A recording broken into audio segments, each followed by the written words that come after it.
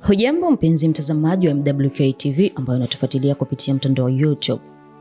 Ripoti mpya kuhusu hali ya umaskini duniani inayoonyesha kuwa Jamhuri ya Kidemokrasia ya Kongo inaongoza kwa kuwa na idadi kubwa ya watu wanaoishi kwenye umaskini uliokithiri, ambapo 85.3% ya wananchi wake wanaoishi kwa chini ya $3 kwa siku. Nchi zingine zilizotajwa kuwa na hali mbaya ya kiuchumi ni pamoja na Msumbiji kwa 82.2%, Malawi 75.4%, Burundi 74.2% na Zambia 71.7%. Kwa ujumla, ripoti hiyo imebaini kuwa Afrika Kusini chini mwa jangwa la Sahara, watu zaidi ya milioni 559 wanaishi kwenye hali ya umaskini mkubwa, ikiwa ni 45.5% ya wakazi wote wa eneo hilo.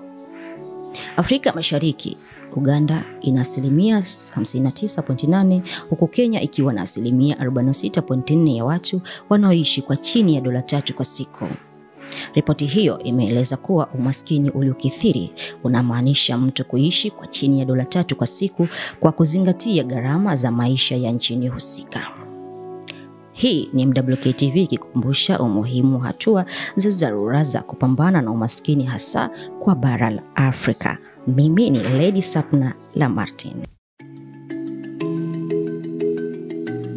Kweli.